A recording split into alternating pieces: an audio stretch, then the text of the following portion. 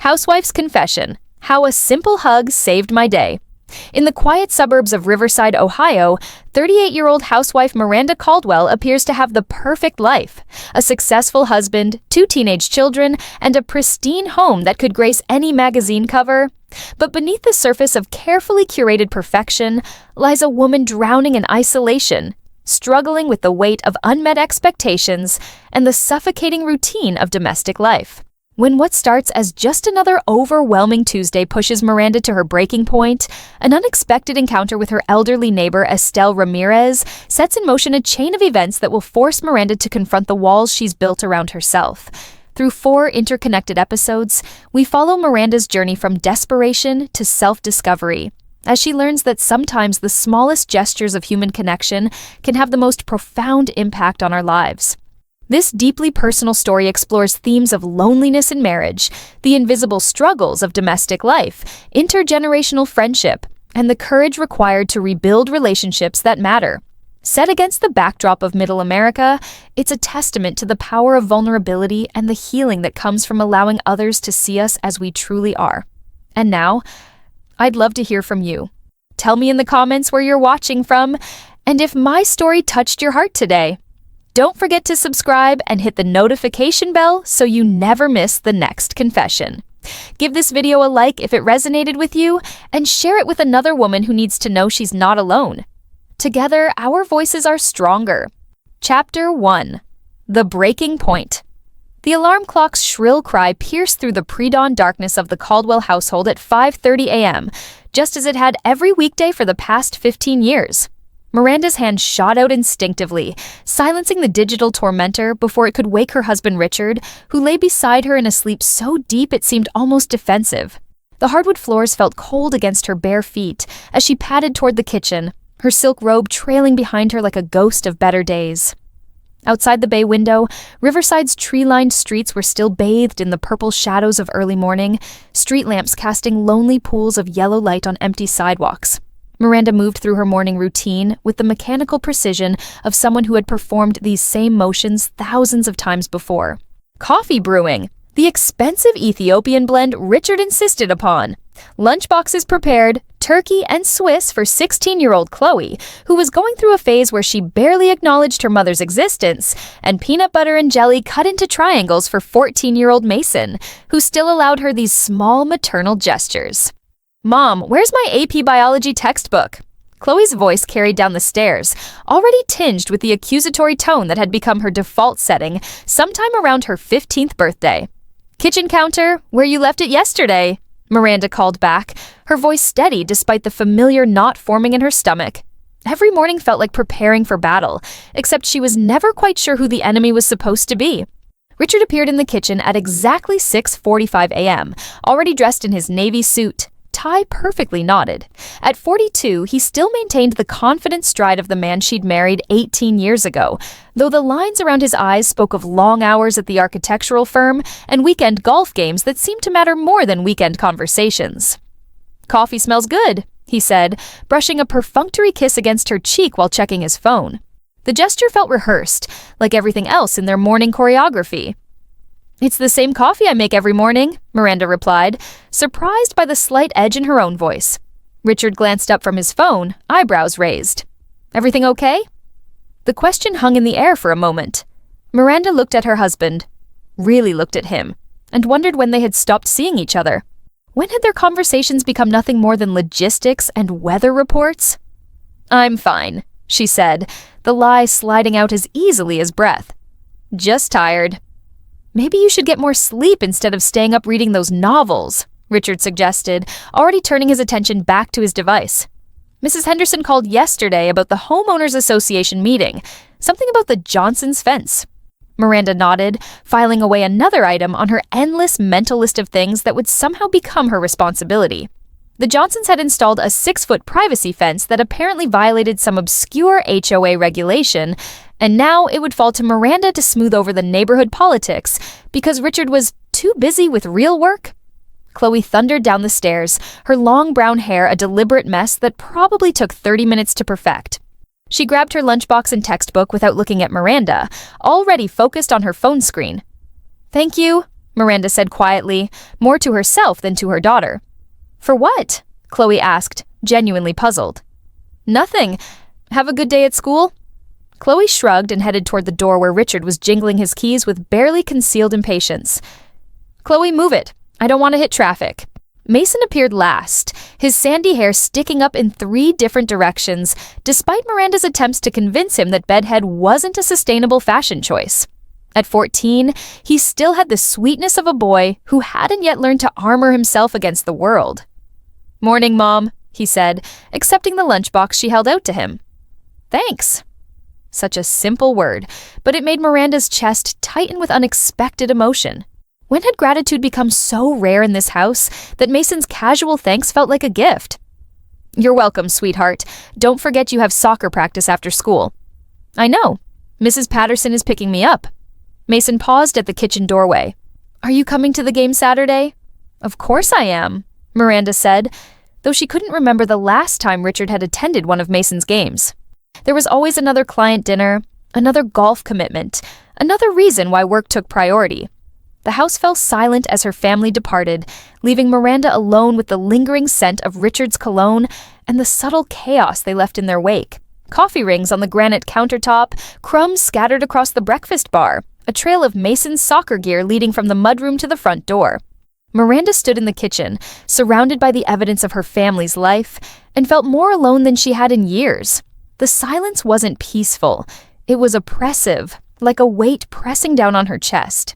She looked around at the kitchen she'd spent months designing, the subway tile backsplash, the farmhouse sink, the custom cabinets painted in a shade of blue the designer had called tranquil waters. Nothing about her life felt particularly tranquil. The morning sun was beginning to stream through the windows, casting golden rectangles across the hardwood floors. In better times, Miranda had loved this time of day, when the house was quiet and full of possibility. Now it just felt empty. She poured herself a second cup of coffee and walked to the living room, settling into the cream-colored sectional that had cost more than some people's cars. The throw pillows were perfectly arranged, the coffee table books artfully positioned, fresh flowers from the weekly delivery service arranged in a crystal vase. Everything looked exactly like the Pinterest board she'd created titled Dream Home, but sitting in the middle of it all, she felt like she was starring in someone else's life. Her phone buzzed with a text from her sister Jennifer in Portland. How's life in suburbia? Still living the dream? Miranda stared at the message for a long moment. Jennifer was a travel photographer, single by choice, spending her days capturing sunrises over foreign mountains, and her evenings in cafes full of strangers who might become friends. Her Instagram feed was a constant stream of adventure and spontaneity that made Miranda's carefully curated life feel suffocating by comparison. She typed and deleted several responses before settling on. Same as always. Hope you're well. It wasn't entirely a lie, but it wasn't the truth either. The truth was more complicated than a text message could contain. The truth was that she felt like she was disappearing, one perfectly executed day at a time.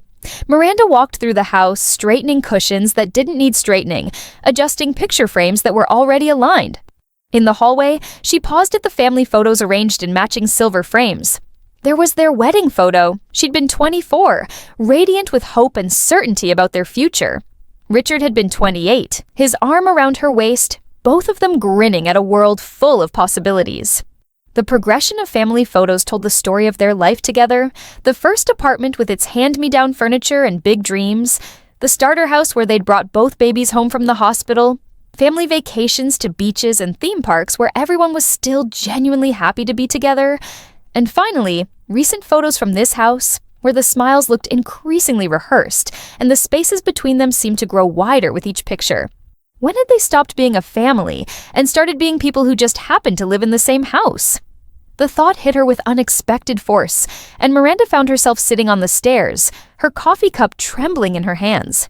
18 years of marriage, 16 years of motherhood, and she felt more lost than she had as a 24-year-old newlywed with no idea what she was doing. Her phone rang, jolting her from her thoughts. The caller ID showed, Richard, office.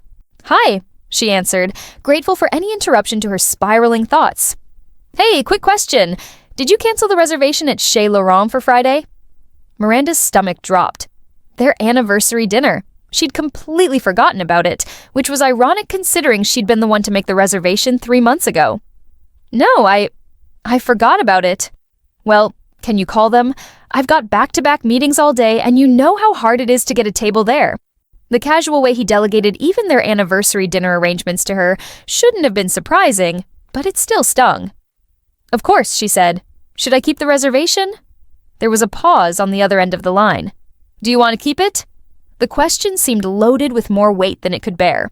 Did she want to sit across from her husband in an expensive restaurant, making conversation about his work and the kids' schedules while carefully avoiding any topic that might lead to real intimacy? I don't know, she said honestly. Look, Miranda, if you're not feeling up to it, we can just do something simple at home. Order takeout, watch a movie. Even his attempt at consideration felt like another item being crossed off a to-do list. No, let's keep the reservation. It's our anniversary. Okay, great. I've got to run to this meeting. Love you. The line went dead before she could respond, leaving her holding the phone and wondering when love you had become something you said to end conversations rather than to express feelings. Miranda spent the rest of the morning moving through her routine like a sleepwalker. She made the beds, started a load of laundry, emptied the dishwasher, and straightened up the playroom that no one had played in for years, but that she couldn't bring herself to convert into something else, because that would mean admitting her children had grown up while she wasn't paying attention. By noon, the house was pristine again, ready for the next wave of family chaos. Miranda stood in the kitchen, looking at her reflection in the stainless steel refrigerator. At 38, she was still attractive. Her blonde hair was well maintained, her figure trim from regular yoga classes and careful eating. But looking at herself now, she couldn't shake the feeling that she was fading, becoming translucent like an old photograph left too long in the sun. The afternoon stretched ahead of her like an empty highway. She could go to the gym, run errands, meet her friend Bethany for lunch, and listen to her complain about her husband's latest golf trip. She could reorganize the linen closet, or plan next week's meals, or research vacation destinations for the family trip that Richard would inevitably be too busy to take. Instead, she found herself walking out the front door without any clear destination in mind. The October air was crisp against her skin, carrying the scent of burning leaves and the promise of winter. Riverside streets were quiet in the middle of the day, punctuated only by the occasional leaf blower or delivery truck. As she walked, Miranda tried to remember the last time she'd taken a walk without purpose, without errands to run or destinations to reach. It had been years. Everything in her life had become so structured, so planned, so perfectly organized that there was no room for spontaneity or discovery. 3 blocks from home, she found herself standing in front of the small park where she used to bring Chloe and Mason when they were little. The playground equipment was different now, more modern, safer, designed by committees to minimize liability rather than maximize joy. But the old oak tree where she used to push the kids on swings was still there, its massive trunk scarred by decades of children's initials and declarations of eternal love. Miranda sat on one of the benches facing the tree and tried to remember what it felt like to be the young mother who had spent countless hours in this park. She'd been tired then too, but it was a different kind of tired. The bone-deep exhaustion that came from chasing toddlers and surviving on broken sleep and stolen moments of adult conversation. But she'd also been necessary then. Every moment of every day, someone had needed her for something essential: food, comfort, protection, guidance. Now her children's needs were more complex and less tangible. Chloe needed space to become herself, even if that self seemed to have no room for Miranda in it. Mason needed support and encouragement, but from the sidelines, not center stage. And Richard? Miranda wasn't sure what Richard needed from her anymore, or if he needed anything at all. A young mother pushed her toddler on the swing set, and the child's delighted squeals carried across the park. Miranda watched them with a mixture of nostalgia and something that felt dangerously close to envy. Not for the sleepless nights or the constant vigilance that motherhood demanded, but for the clarity of purpose it provided. When had she stopped being essential and started being simply efficient? The walk home felt longer than the walk to the park, as if the distance between who she used to be and who she was now was measured in more than city blocks. As she approached her house, Miranda noticed her elderly neighbor, Estelle Ramirez, struggling with several grocery bags on her front porch. Miranda had lived next door to Estelle for 8 years, ever since she and Richard had bought the house, but their interactions had been limited to polite waves and occasional small talk about the weather. Estelle was in her mid-70s, a widow who had lived in her small ranch house for 40 years. Her yard was immaculate, her routines as predictable as clockwork, and her independence fiercely guarded. Something about the way Estelle was fumbling with her keys while balancing the heavy bags made Miranda change course toward her neighbor's driveway. "Estelle, let me help you with those," Miranda called out, quickening her pace. The older woman looked up, startled, her weathered face creased with concentration. "Oh, Miranda, you don't need to bother yourself. I've got it." But Miranda was already reaching for the bags, noticing how Estelle's hands shook slightly as she tried to maintain her grip. "It's no bother at all. Here, let me take these while you get your door." For a moment, it seemed like Estelle might protest further, but then her shoulders sagged slightly in what looked like relief. "That's very kind of you, dear." As Estelle unlocked her front door, Miranda got a glimpse into the house next door that she'd wondered about for years. The interior was dark and cluttered, filled with the accumulated possessions of a long life. Family photos covering every surface, handmade Afghans draped over worn furniture, the lingering scent of coffee, and something that might have been vanilla. "Just set them on the kitchen counter," Estelle said, leading the way through a narrow hallway lined with family photos. "I'm afraid the place is a bit of a mess. I wasn't expecting company." Miranda followed her into a small kitchen that was the antithesis of her own pristine culinary space. The countertops were old Formica, the appliances dated but well-maintained, and every available surface was covered with the comfortable clutter of daily life: mail to be sorted, prescription bottles, a half-finished crossword puzzle, a ceramic mug with a chip in the handle. "Your home is lovely," Miranda said, and meant it. There was something warm and lived-in about Estelle's kitchen that her own designer showcase lacked. "It's home," Estelle said simply, beginning to unpack groceries with methodical precision. "Would you like some coffee? I just made a fresh pot." Miranda almost declined automatically. She had things to do, a schedule to maintain, a life to organize. But looking at Estelle's hopeful expression, she realized she couldn't remember the last time someone had offered her coffee just for the pleasure of her company. "I'd love some," she heard herself say. Estelle's face brightened as she reached for 2 mismatched mugs. "Wonderful. It gets so quiet during the day. Sometimes I turn on the television just to hear voices, you know?" Miranda knew exactly what she meant, though she'd never admitted it to anyone, even herself. They sat at Estelle's small kitchen table, and for the first time in months, Miranda found herself in a conversation that wasn't about logistics or schedules or problems that needed solving. Estelle asked about her family, but she also asked about Miranda herself, what she liked to read, whether she missed working outside the home, if she ever thought about traveling. "I used to want to see Paris," Miranda found herself saying. "Before I got married, I had this whole plan to spend a summer there, maybe teach English or work in a cafe, just be young and free and figure out who I was supposed to be." "What stopped you?" Estelle asked, refilling Miranda's coffee mug. "Life, I suppose. I met Richard, we got engaged, and suddenly Paris seemed impractical. Expensive, selfish even." Estelle nodded thoughtfully. "I wanted to go to Italy. My grandmother came from Sicily, and I always dreamed of seeing where she grew up. But then Harold and I got married, and there were always more practical things to spend money on. The house, the children, their college educations. Did you ever regret not going?" "Every day," Estelle said without hesitation. "Especially after Harold died. I realized I'd spent so many years putting off the things that would have made me happy because I was waiting for the right time, the right circumstances. But there's no perfect time for happiness, is there? You have to make time for it." The simple wisdom of Estelle's words hit Miranda like a physical force. How many things had she put off, convinced that someday would be better than today? How many dreams had she filed away under impractical or selfish, without ever questioning whether those judgments were fair or accurate? They talked for over an hour, and Miranda was surprised to discover that Estelle was sharp, funny, and remarkably well-read.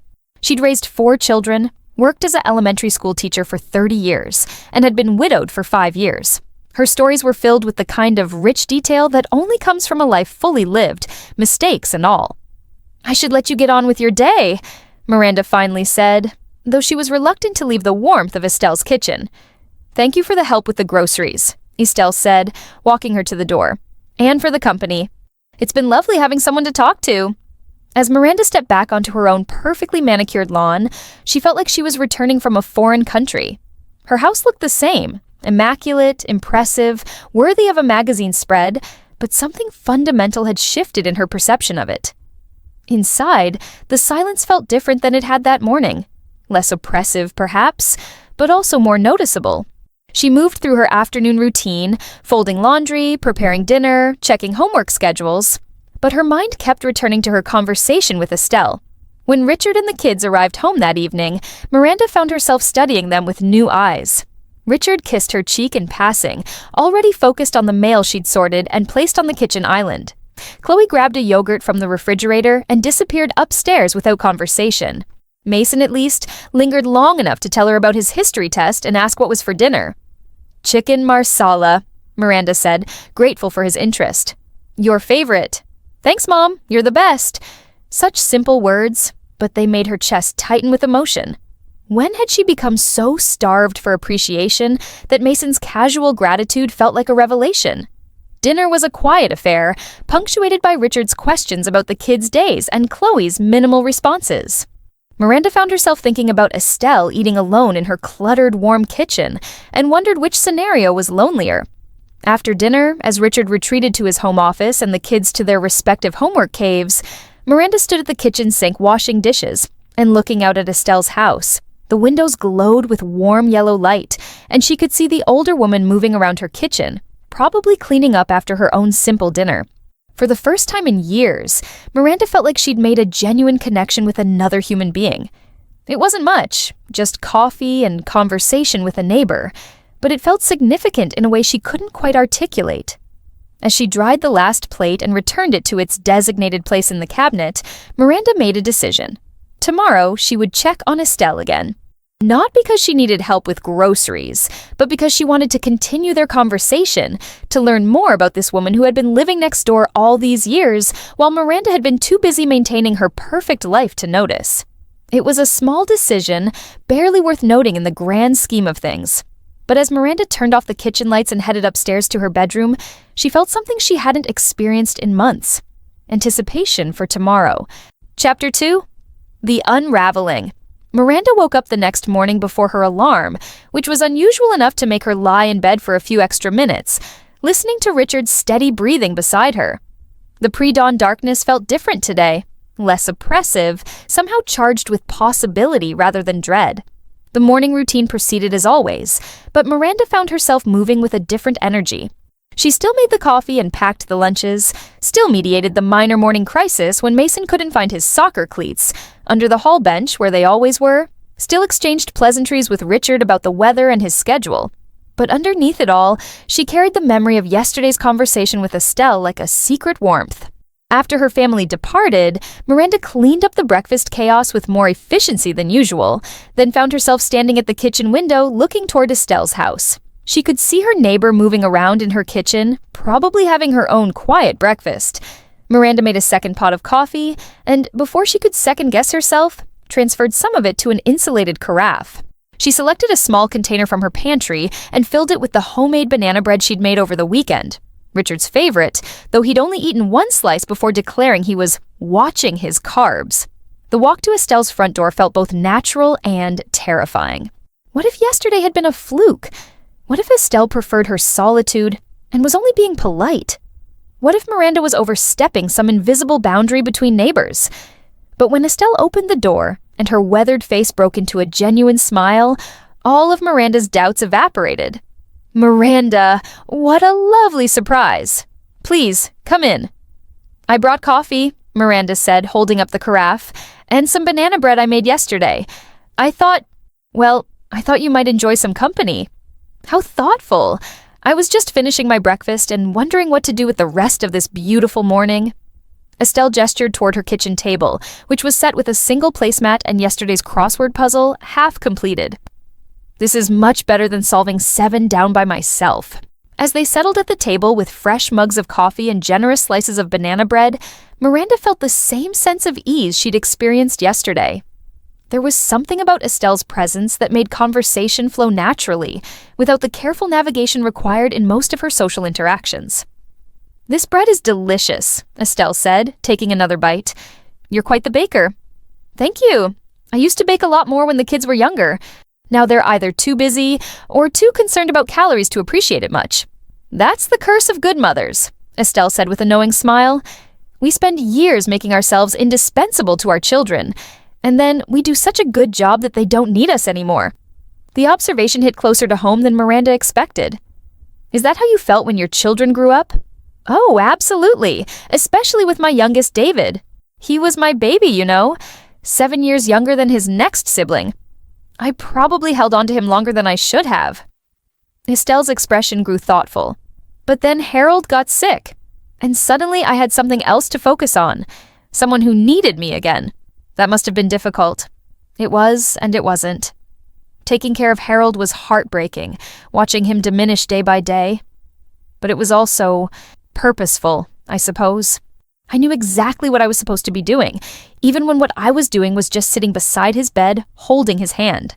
Miranda found herself thinking about her own marriage, about the growing distance between her and Richard. When was the last time they'd held hands for any reason other than public appearances? Do you miss that? Having someone who needs you? Estelle considered the question carefully. I miss being essential to someone's daily happiness, but I've also learned to appreciate the freedom that comes with being responsible primarily for yourself. It took some getting used to, but there's something liberating about making coffee for one person and not worrying about whether anyone else likes the way you've prepared it. They spent the morning in easy conversation, moving from topic to topic like old friends catching up rather than neighbors who barely knew each other. Estelle showed Miranda photos from her teaching days, sharing stories about students who had made an impact on her life and lessons that had gone hilariously wrong. In return, Miranda found herself talking about her college years, her brief career in marketing before Chloe was born, and the creative writing class she'd taken the year before Mason started high school. You took a writing class? Estelle asked, her interest clearly piqued. What kind of writing? Fiction, mostly. Short stories? Miranda felt slightly embarrassed admitting it. It was probably silly for a woman my age to... Nonsense, Estelle interrupted firmly. What's silly is thinking there's an expiration date on learning new things or pursuing interests that make you happy. Did you enjoy it? I loved it, Miranda admitted.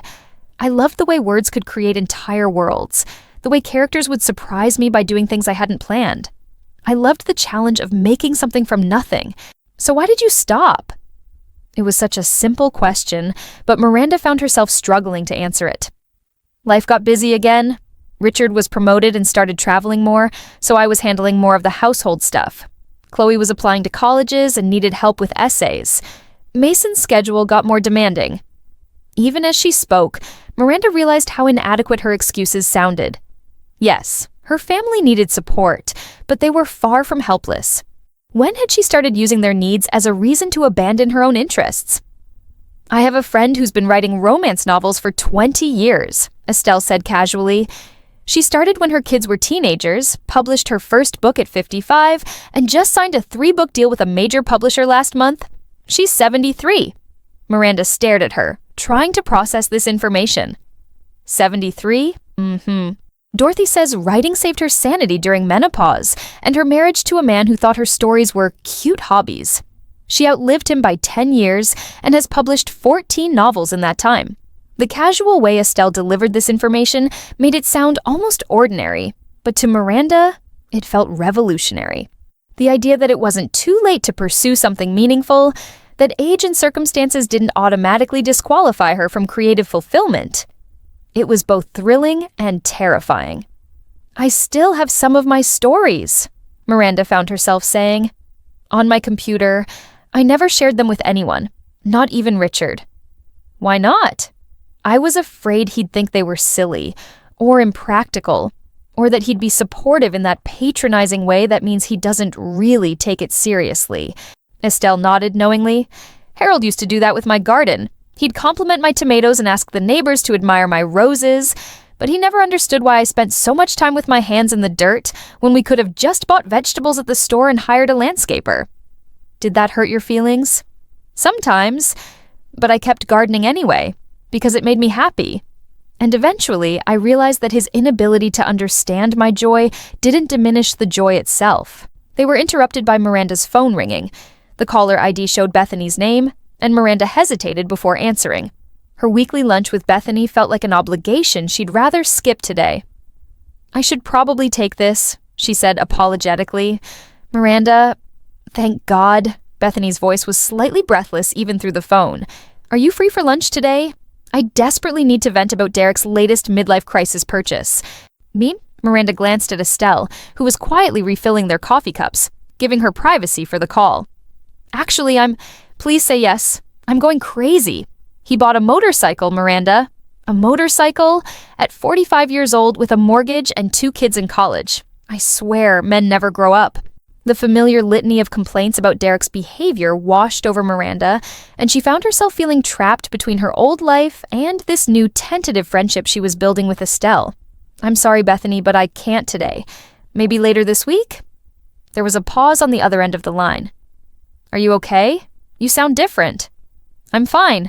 Just busy with some things around the house." "Okay, well, call me later. I really need to talk to someone who understands what it's like living with a man-child." After hanging up, Miranda felt guilty for the lie, but also relieved to have protected this morning with Estelle from Bethany's familiar complaints. She'd been listening to variations of the same grievances for 5 years. And while she sympathized with her friends' frustrations, she realized that their conversations never seemed to lead anywhere constructive. "Friend in crisis?" Estelle asked gently. "Something like that. She likes to complain about her husband. A lot." "Ah." Estelle's expression suggested she was familiar with the type. "I had friends like that when I was your age. Women who seemed to define themselves by how dissatisfied they were with their marriages. What happened to them? Some got divorced and became much happier. Others stayed married and kept complaining until their friends stopped listening. A few figured out how to change the things they could control and make peace with the things they couldn't." Miranda thought about her own complaints about Richard, his preoccupation with work, his emotional distance, his assumption that household management was entirely her responsibility. Were those legitimate grievances, or had she, like Bethany, fallen into the trap of defining her marriage by its deficiencies rather than working to improve it? "What would you do?" Miranda asked carefully. "If you were married to someone who seemed to have lost interest in knowing you as a person?" Estelle studied her face with the gentle perception of someone who had spent decades reading between the lines of what students and children actually meant when they spoke. "I would start by asking myself whether I was still interested in being known. And if the answer was yes, I'd begin the work of becoming someone worth knowing again." The words weren't harsh, but they landed with the force of absolute truth. Miranda felt something crack open in her chest, not painfully, but like an eggshell giving way to new life. They talked for another hour, but Miranda's mind kept returning to Estelle's observation. When was the last time she'd done something that surprised herself, let alone Richard? When had she stopped growing, changing, becoming? As she finally prepared to leave, Estelle walked her to the door. "Would you like to come back tomorrow?" she asked. "I'm planning to make my mother's recipe for tres leches cake. It's been years since I've had anyone to bake for." "I'd love that," Miranda said, meaning it completely. "Wonderful. And Miranda, bring one of those stories you mentioned. I'd very much like to read it." Miranda's first instinct was to protest, to make excuses, to deflect. But looking at Estelle's encouraging smile, she found herself nodding instead. The walk home felt different than any walk she'd taken in years. The familiar streets of her neighborhood seemed more vivid, the autumn colors more intense. She felt awake in a way she couldn't remember feeling in months, as if some essential part of herself had been sleeping and was finally beginning to stir. At home, she moved through her afternoon routine with unusual energy. The laundry got folded, dinner got planned, phone calls got returned. But underneath it all, she was thinking about the stories stored on her laptop, about the tres leches cake she would share tomorrow, about the way Estelle had listened to her without judgment or advice. When Richard called around 3 to say he'd be working late, Miranda felt something she hadn't experienced in years. Relief at having extra time to herself rather than disappointment at another missed dinner together. "No problem," she told him. "I'll save you a plate." "Thanks, you're the best." The casual praise that usually felt like a pat on the head suddenly felt different. Not necessarily better or worse, but like an observation from someone who didn't really see her clearly enough to judge whether she was the best at anything. After hanging up, Miranda found herself walking upstairs to the small office she'd claimed years ago, but rarely used. Her laptop was buried under a stack of household files and Mason's old school projects she'd been meaning to organize. She cleared the desk with more determination than the task required, then opened the laptop and navigated to the folder where she'd stored her writing. 12 stories, written over the course of 6 months 2 years ago. Miranda opened the first one, titled The Woman in the Window, and began to read. She'd forgotten how much of herself she'd poured into these stories. The characters were women like her, mothers, wives, daughters, but they were also women who made bold choices, who took risks, who refused to disappear into the background of their own lives. Reading them now, she felt like she was reconnecting with a part of herself she'd lost track of somewhere between PTA meetings and grocery runs. One story in particular caught her attention, Second Chances, about a woman who leaves her suburban life to teach English in Costa Rica. Miranda remembered writing it during a particularly difficult week when Richard had missed both Mason's school play and their anniversary dinner because of work emergencies. At the time, it had felt like pure fantasy, but now she wondered if it had been something more like a roadmap. The sound of the garage door opening pulled her back to the present. Mason was home from soccer practice, and soon the house would fill with the familiar sounds of after-school life. But something had shifted. As she saved the file and closed the laptop, Miranda felt like she was keeping a secret, not from her family, but for herself. That evening, as she served dinner and listened to Mason describe his soccer practice, and Chloe reluctantly shared details about her AP classes, Miranda found herself really listening instead of just managing the conversation. She asked follow-up questions, shared observations, and for the first time in months, dinner felt like a family gathering rather than a logistical meeting. "Mom, you seem different today," Mason observed as they cleared the table together. "Happy different." The comment surprised her. "Do I?" "Yeah, like when you used to help me with my science projects and get all excited about the experiments." Miranda felt a pang of recognition. She had loved those science projects, had probably been more invested in them than Mason was. When had she stopped getting excited about things? "I had a nice day," she said simply. "Good. You deserve nice days." The casual wisdom from her 14-year-old son made her throat tighten with emotion. When had he become so perceptive? And what did it say about her recent state of mind that her own child had noticed she needed more happiness in her life? That night, as she lay in bed listening to Richard's account of his day at the office, Miranda found herself thinking about tomorrow's visit with Estelle. She'd committed to bringing one of her stories, which felt both terrifying and exhilarating. "You're quiet tonight," Richard observed, turning toward her in the darkness. "Just thinking." "About what?" For a moment, Miranda considered telling him about her new friendship with Estelle, about the stories on her computer, about the growing sense that she was on the verge of some important change. But the words felt too fragile to share, too new to survive the practical analysis he would inevitably apply to them. "Nothing important," she said instead. Richard's hand found hers under the covers, and for a moment she felt the echo of the connection they used to share. But then he was asleep, and she was left alone with her thoughts and the sound of autumn wind rattling the windows. Tomorrow, she would share her story with Estelle. It was a small step, but it felt monumental. For the first time in years, Miranda was looking forward to tomorrow not because of what she needed to accomplish, but because of what she might discover about herself. Chapter 3. The Revelation.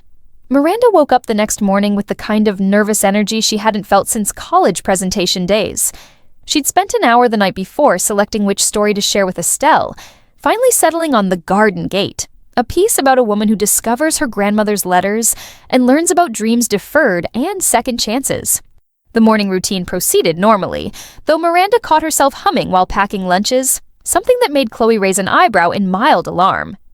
"Are you having some kind of midlife awakening?" her daughter asked, not entirely unkindly. "Would that be such a terrible thing?"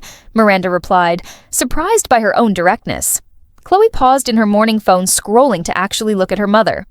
"No, I guess not. It might even be kind of cool." The unexpected support from her typically critical teenager felt like a small miracle. Miranda found herself smiling as Chloe grabbed her backpack and headed toward the door where Richard was waiting with barely concealed impatience. After they left, Miranda took extra care getting ready, choosing a soft blue sweater that brought out her eyes and taking time to style her hair properly. She wasn't sure why Estelle's opinion mattered so much to her, but it did, and she wanted to present her best self for this fragile new friendship. At 9:30, she walked across the yard with a printed copy of her story tucked into a manila folder, feeling like she was carrying a piece of her soul to share with a near stranger. The courage required for such a simple act surprised her. Estelle answered the door with flour dusting her hands and a warm smile that immediately put Miranda at ease. "Perfect timing," she said, ushering Miranda into the kitchen. "I just put the cake in the oven, and I was hoping you'd arrive before I lost my nerve about attempting my mother's recipe after all these years." The kitchen smelled like vanilla and cinnamon, and Miranda could see the evidence of serious baking. Measuring cups in the sink, ingredient containers scattered across the counter, a light dusting of flour on every surface.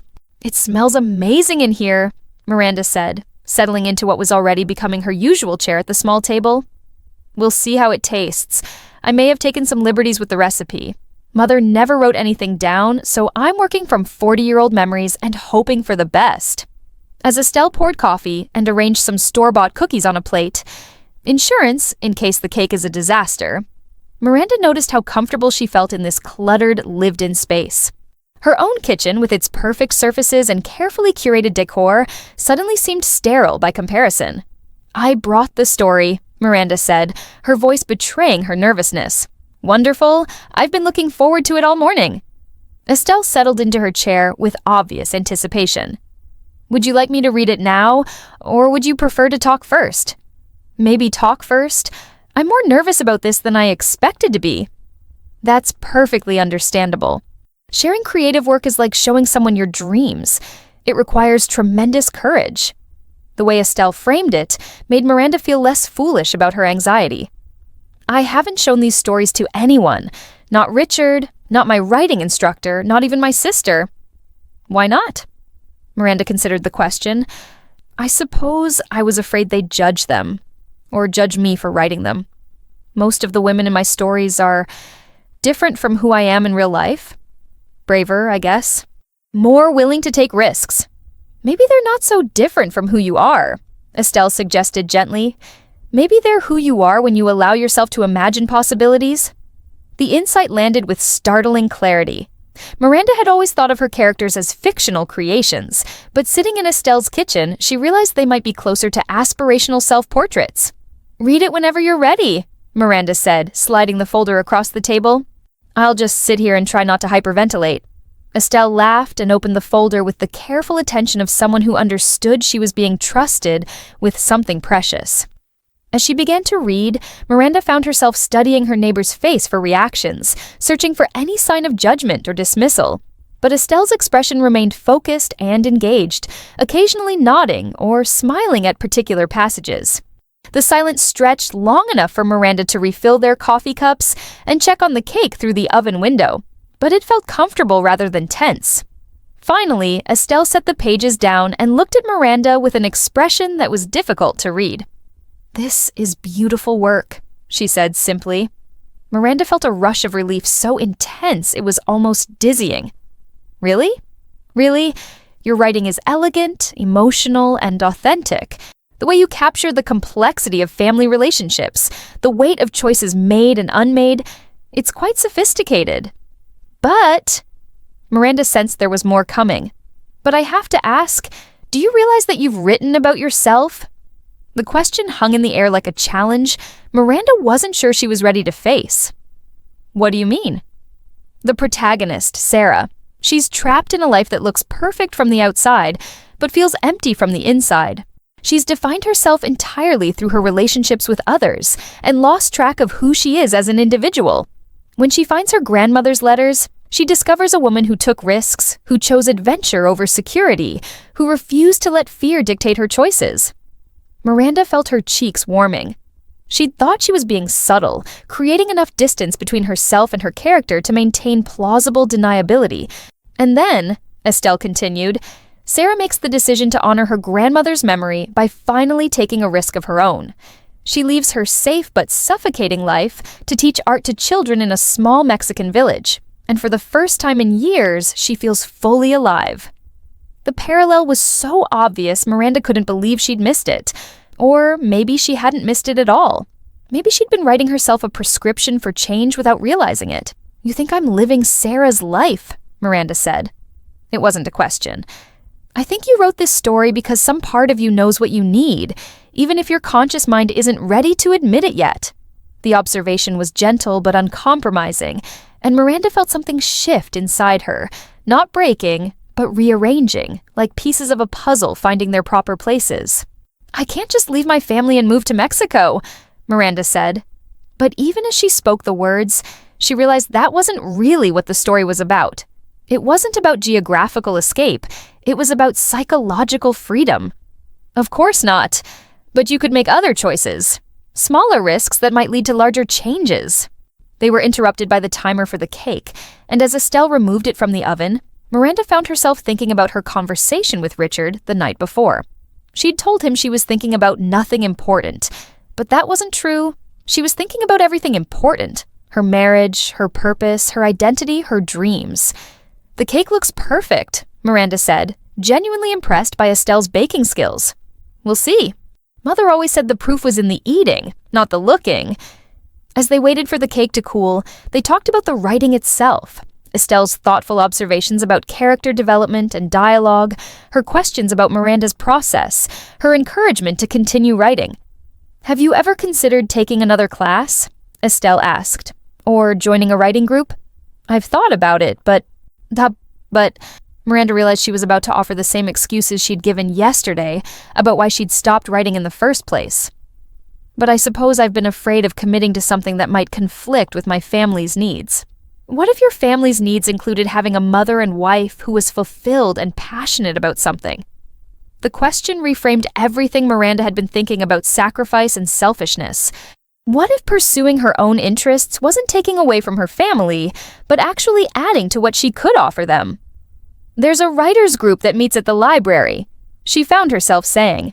"Tuesday evenings. I've driven past their meetings dozens of times and wondered what it would be like to walk in." "What stopped you?" "Fear, mostly. Fear that I'm not good enough, that I don't belong, that people will see right through me and realize I'm just a housewife playing at being a writer." Estelle's expression grew stern. "First of all, there's no such thing as just a housewife. You've managed a household, raised children, maintained relationships, and balanced 100 different responsibilities for years. That requires intelligence, creativity, and organizational skills that would impress any CEO. Miranda felt tears prick at her eyes. When was the last time someone had acknowledged the complexity and value of what she did every day? "Second," Estelle continued, "you are a writer. You've written 12 complete stories. The question isn't whether you're good enough. It's whether you're brave enough to share your work with people who can help you grow." The cake had cooled enough to cut, and as Estelle served generous slices, Miranda marveled at how perfectly it had turned out. Moist, sweet, and complex, with layers of flavor that revealed themselves with each bite. "This is incredible," Miranda said. "Your mother would be proud." "I hope so. I was thinking of her the whole time I was making it, remembering the way she moved around the kitchen, the way she never measured anything but somehow always got it right. Do you miss her?" "Every day, but especially when I'm doing something she taught me. Cooking, gardening, even the way I fold fitted sheets. She's there with me." Miranda thought about her own mother, who lived in Florida and called once a week to share updates about her bridge club and ask perfunctory questions about the grandchildren. Their relationship was cordial but distant, lacking the kind of warmth and wisdom she was experiencing with Estelle. "I don't think my mother and I ever had conversations like this," Miranda said. "What were your conversations like?" "Practical, mostly. Schedules, obligations, proper behavior. She was very focused on making sure I made good choices, married well, maintained appearances, didn't take unnecessary risks." "Did you make good choices?" Miranda considered the question.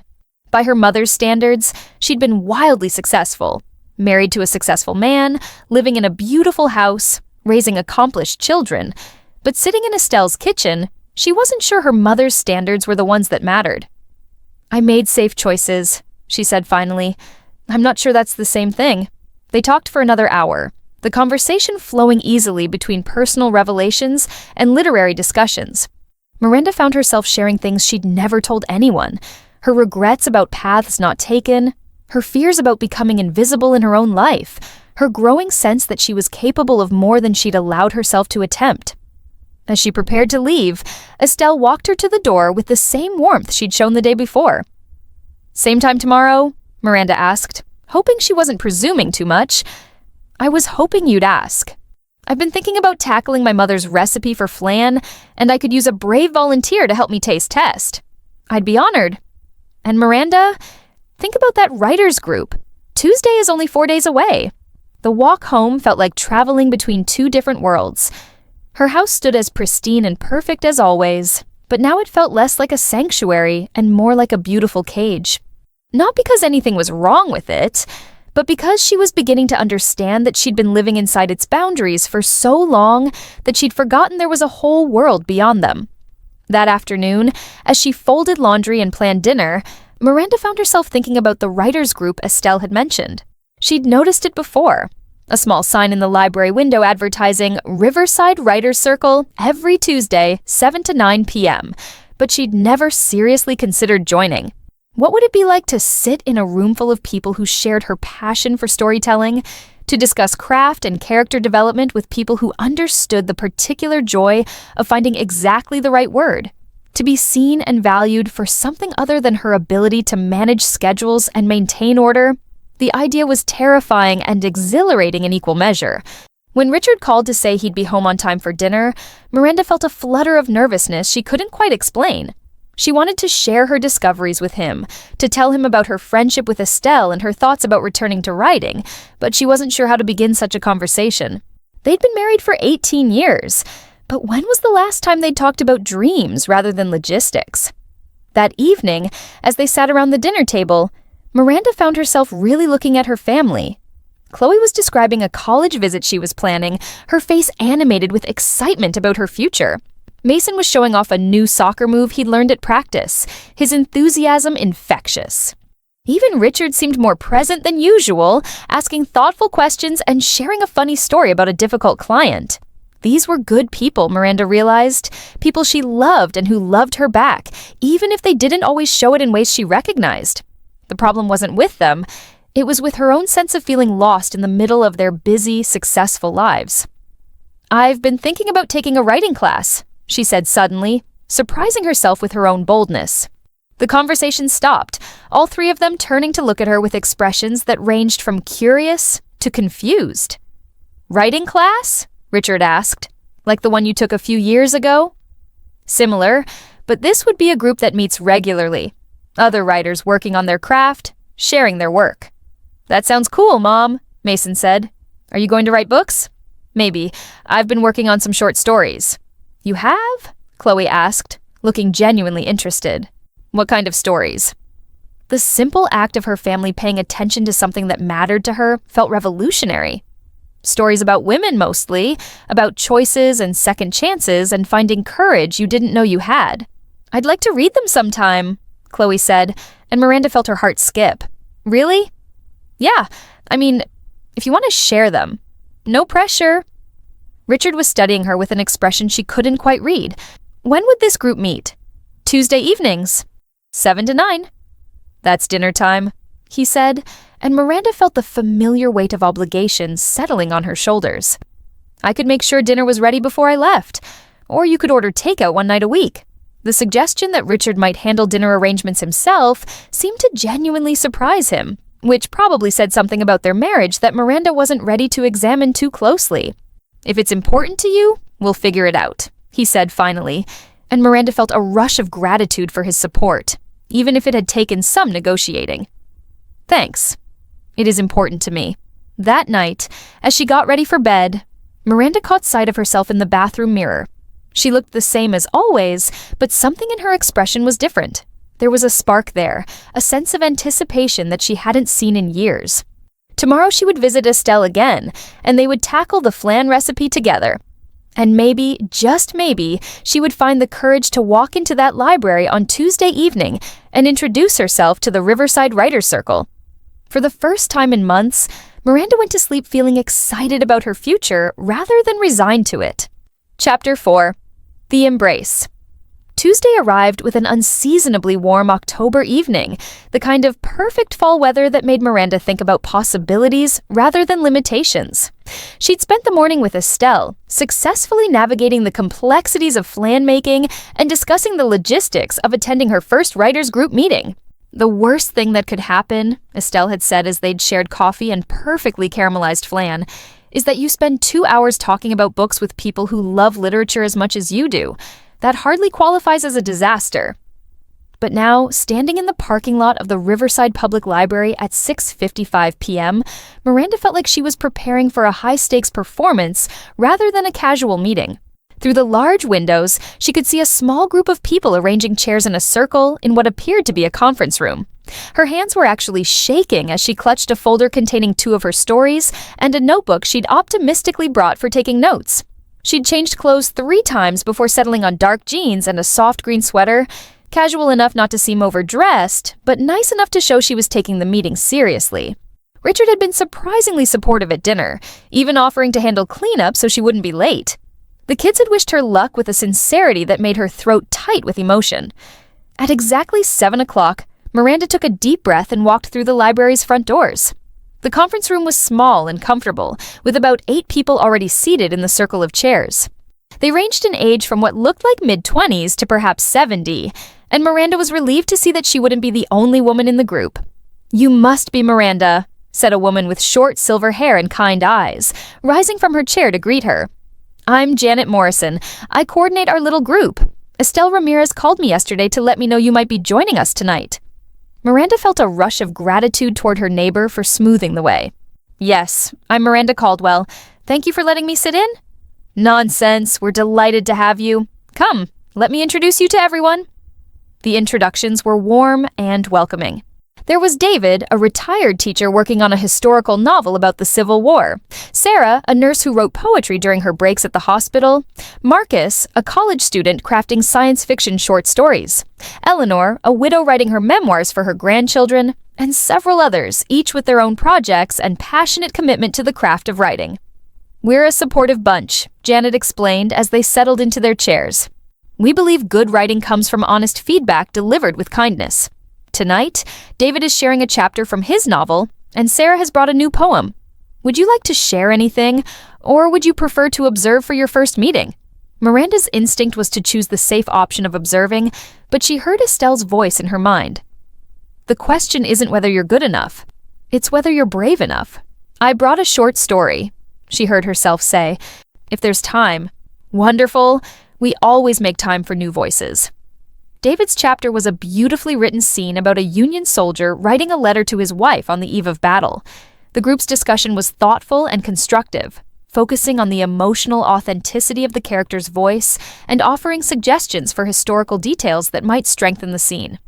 Sarah's poem was a meditation on the small moments of grace she witnessed in her work at the hospital. The imagery was striking, and Miranda found herself moved by the way Sarah captured both the fragility and resilience of human life.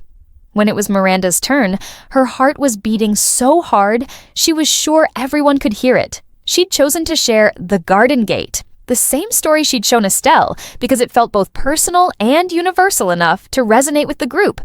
"This is my first time sharing my work with other writers," she admitted as she distributed copies of the story. "So I'm more nervous than I probably should be."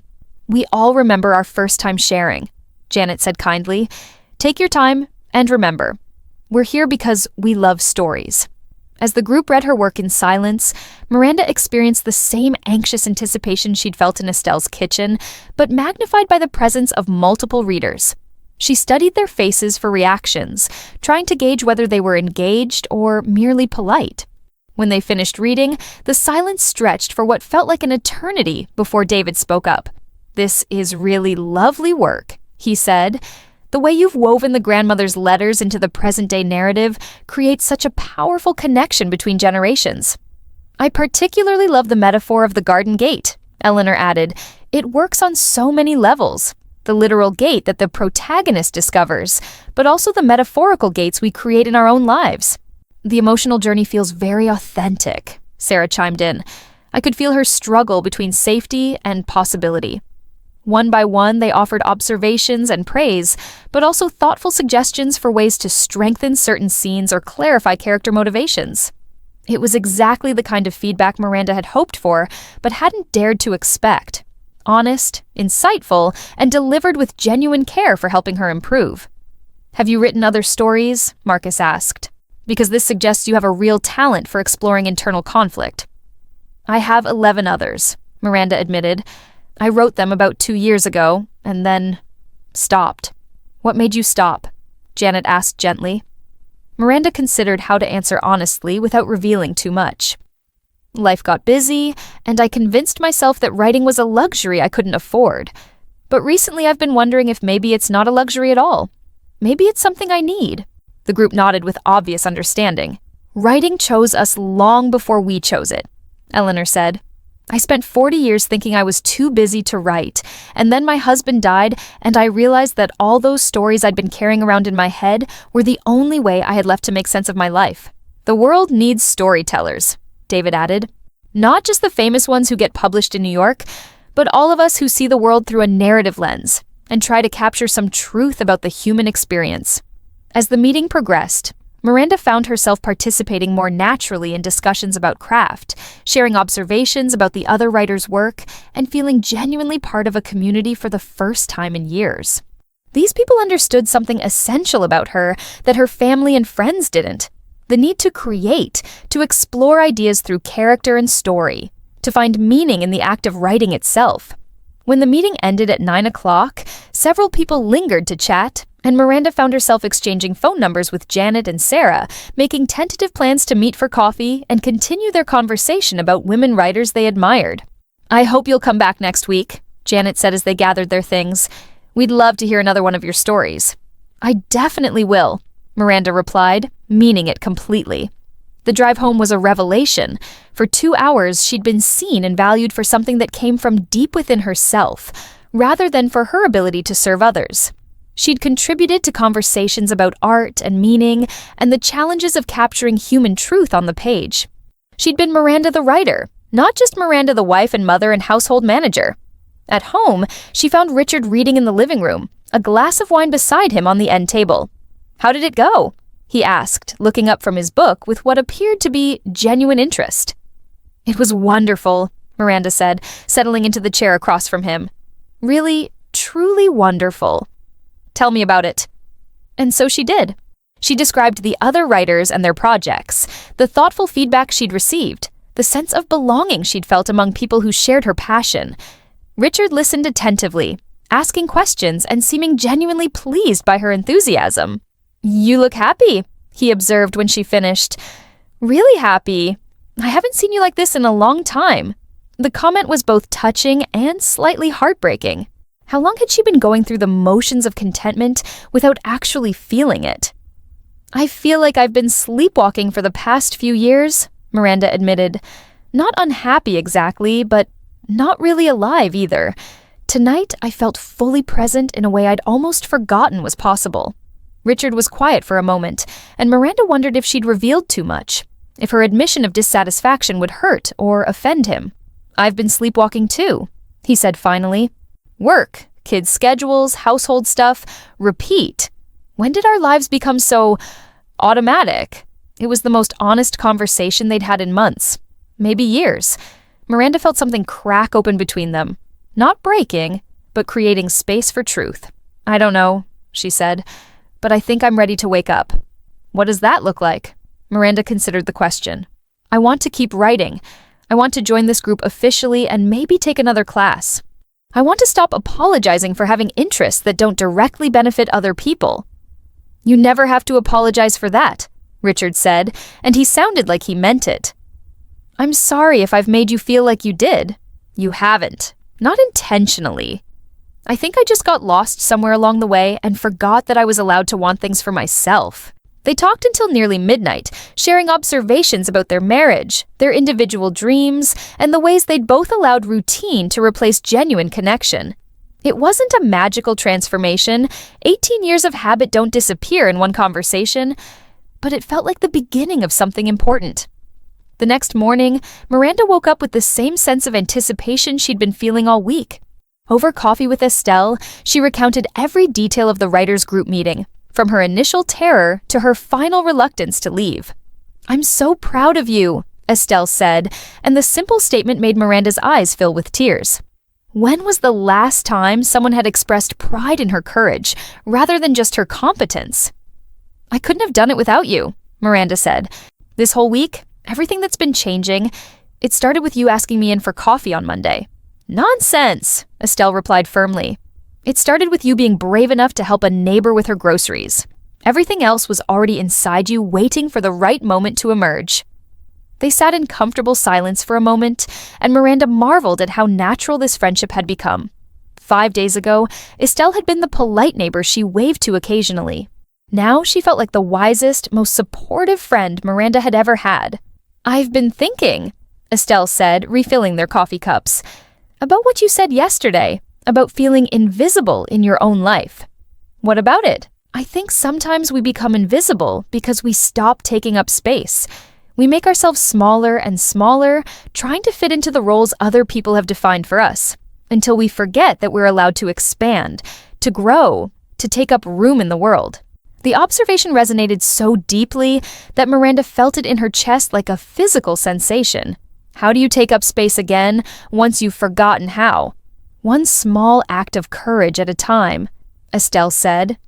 "Like joining a writer's group, like sharing your work, like having an honest conversation with your husband about what you need to feel fully alive."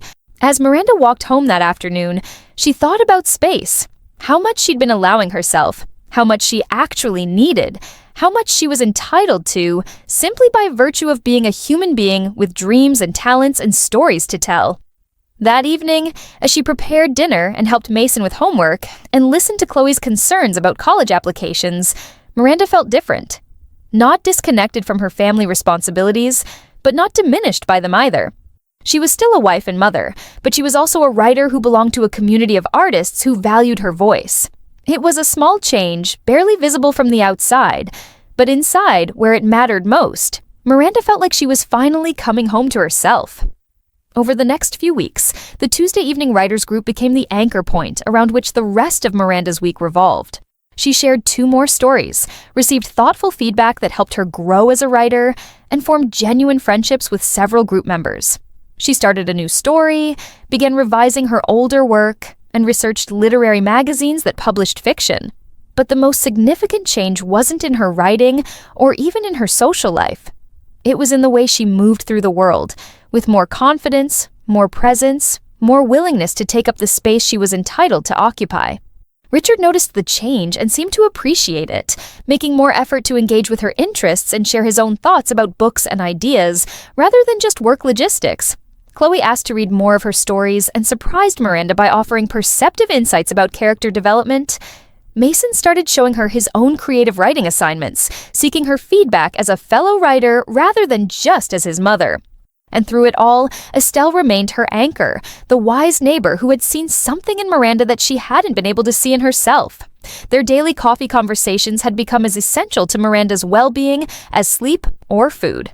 1 month after that first terrifying Tuesday evening at the library, Miranda sat in Estelle's kitchen sharing another perfectly executed dessert, this time a chocolate soufflé that had turned out even better than expected.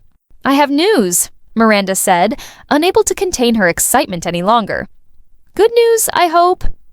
"The literary magazine accepted my story. The Garden Gate is going to be published." Estelle's face broke into a radiant smile, and she reached across the table to squeeze Miranda's hands. "Oh, my dear girl, that's wonderful. I'm so proud of you." The congratulations felt different than the polite praise she usually received for household accomplishments. This was recognition of something that came from her core, something uniquely hers that she'd had the courage to share with the world. "I never would have submitted it if you hadn't encouraged me to join the writers' group," Miranda said. "You would have found your way eventually," Estelle replied. "Maybe not as quickly, but courage like yours doesn't stay hidden forever."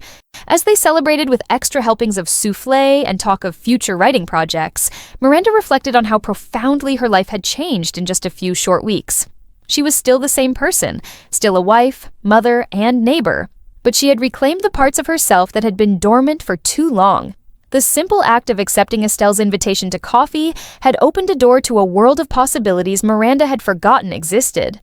Sometimes the most important journeys begin with the smallest steps, and sometimes the greatest gift we can give ourselves is the courage to say yes to unexpected opportunities for connection and growth. Later that evening, as Miranda sat at her computer working on a new story, she found herself writing about two women who meet over coffee and discover that friendship can be the catalyst for the most important transformations of our lives. It wasn't autobiography exactly, but it was true in all the ways that mattered. Outside her window, she could see the warm light glowing in Estelle's kitchen, and Miranda smiled, knowing that tomorrow there would be another cup of coffee, another conversation, another opportunity to be fully, completely herself. The story ended not with dramatic revelations or life-altering decisions, but with the quiet satisfaction of a woman who had remembered how to take up space in her own life. And sometimes, Miranda thought as she typed, that's the most important transformation of all. And now, I'd love to hear from you. Tell me in the comments where you're watching from, and if my story touched your heart today. Don't forget to subscribe and hit the notification bell so you never miss the next confession. Give this video a like if it resonated with you, and share it with another woman who needs to know she's not alone. Together, our voices are stronger.